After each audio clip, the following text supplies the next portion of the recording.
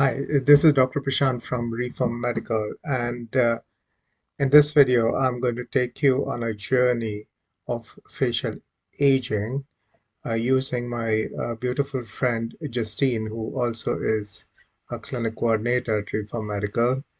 And Justine has very kindly allowed for her pictures to be used.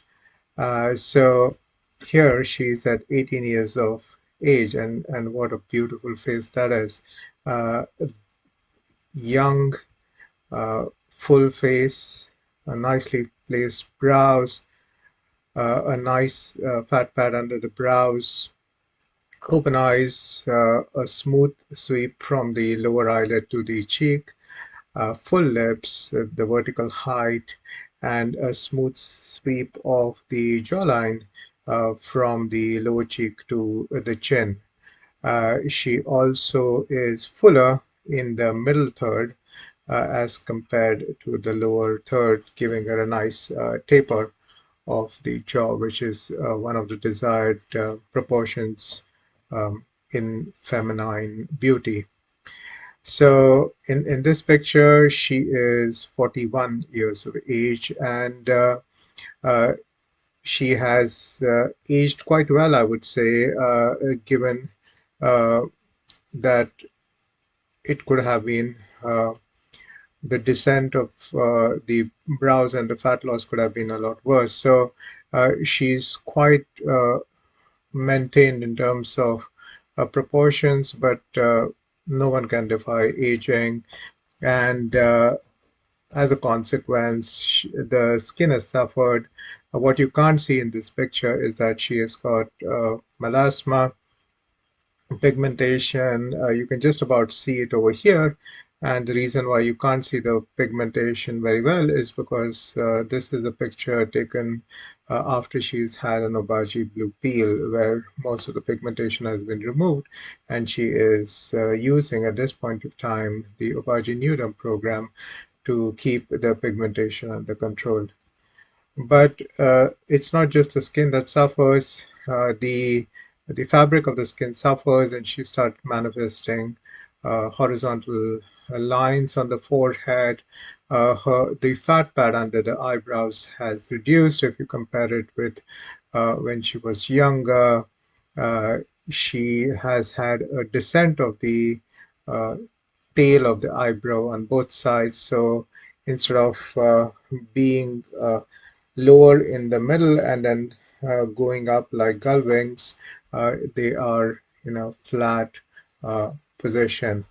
Men, as you can see, my brows tend to have flatter brows, and women generally have a brow that arches upwards at its outer end.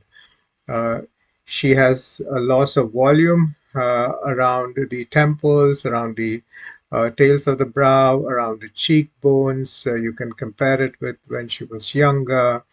And what is happening, which is common to all people. I mean, if you can see, I have got a separation of my lower lid and the cheek, and there is a furrow running across my eyes. And similarly, she also has got a separation of the sweep from the lower eyelid to the cheek with the teardrop deformity showing up. The loss of fat under the eye and also on the high point of her cheek means that there is a relative excess of skin on the in the lower eyelid region, which causes these wrinkles. So wrinkles under the lower eyelid, a loss of volume, and a teardrop deformity, and where she did not have any nose to mouth lines when she was younger and when she was not smiling.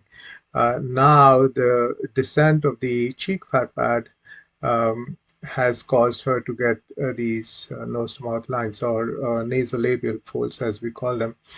You will notice that she has a much lesser furrow on the left side, and that's to do with the fact that she has had Bell's palsy historically, where she had a temporary paralysis of her left-sided facial muscles, which recovered almost completely. So it has left her with a slight weakness on the left side of her face, and as a consequence, she has got less of a furrow. Now, one of the reasons why you get this appearance in the under eye area is not just to do with the descent of the fat pad, but also to the fact that the socket of the eye also opens up as the bone kind of resorbs. Similarly, there is a reduction in the thickness of the bone of the maxilla, and this curve of the maxilla kind of flattens back instead of being as she was when she was younger. This reduces the prominence of these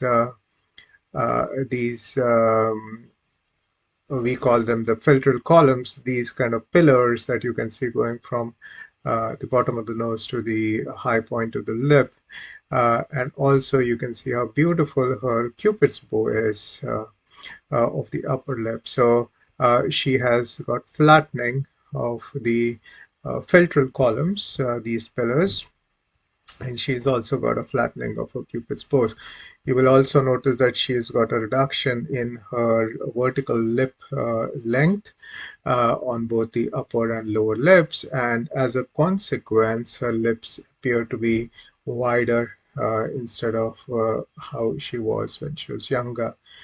Uh, when she was, as we discussed before, she had this nice taper to her face, which now has gone, and she has got a widening of the lower third compared to the middle third. So it's almost like both the middle third and the lower third are the same width, giving this squarish appearance instead of the taper. This is a very common phenomenon, happens to all of us. What you will also notice is that there is now a break appearing between the sweep of the lower cheek to the chin.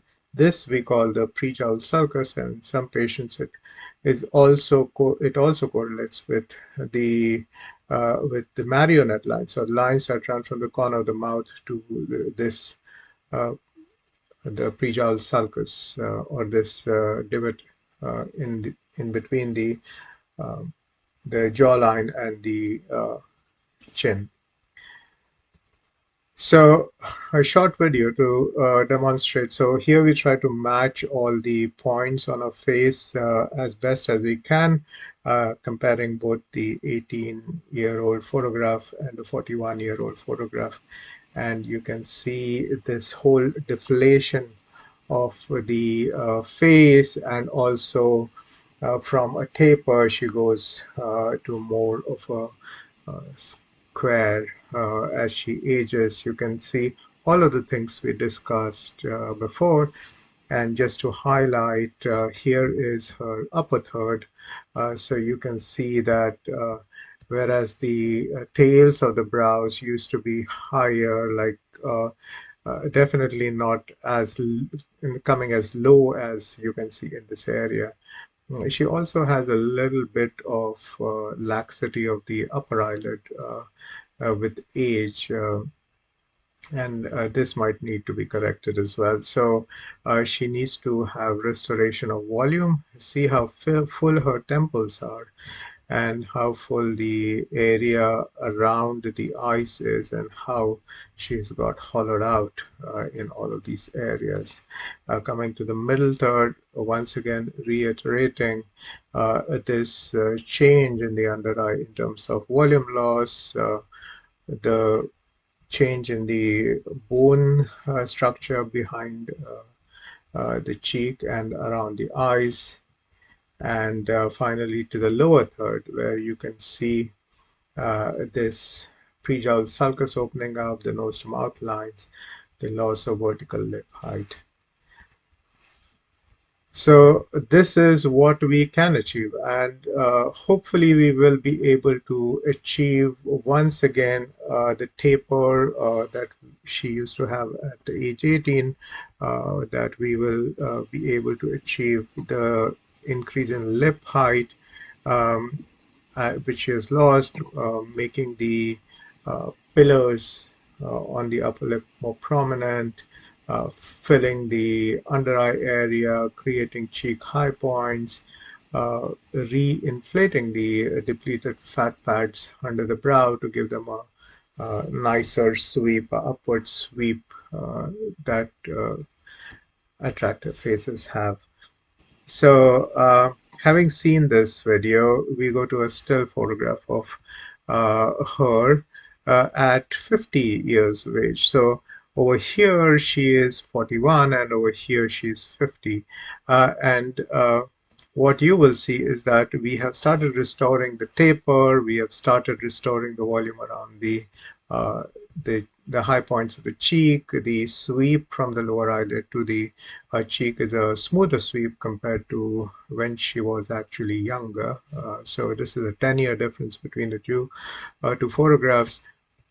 You can see that now the having inflated the fat pad, the outer part of the brow sits a bit higher and a bit more natural. She's actually got almost no worry lines on her forehead because she's had regular anti-wrinkle injections. So chemical peels, skincare regime, anti-wrinkle injections, dermal fillers in under the brow, under the eyes, on the cheek high points, nose to mouth lines, and the lips. And the nicer thing is that it allows us to uh, re-establish these pillars, these filtered columns, and the arc of the Cupid's bow, giving the lips a nicer appearance and generally restoring. The one thing we have not done for Justine yet is the pre-jowl sulcus, where we can kind of reduce this divot and make the sweep a smoother sweep as it was when she was younger. She has had Botox injections in the jaw, the masseter muscles, the chewing muscles, because with age you tend to bulk up on these muscles and they give you a masculine square appearance. She's had that too. So once again, highlighting all the issues we've had, we have discussed already, and the lips, the focus on the lips and how we have managed to restore the heights to how it was when she was 18. So this is a photograph of her now at 50. This one, to remind you, is at 18, and we have started um, restoring um, quite a few of the proportions which she had um, without any surgery, purely with non-surgical treatment. So this is very clearly a very elegant demonstration of how powerful non-surgical techniques are. And we would love to answer any questions you might have. Please put them in the messages, uh, or you can arrange for an online or in-clinic consultation with us. We would love to discuss your own beauty roadmap and help you best we can with either non-surgical or cosmetic surgical approaches to look fresher, to look more relaxed, to generally look younger and more vibrant. Uh, Thank you very much for the patient listening. See you at the clinic soon. Bye for now.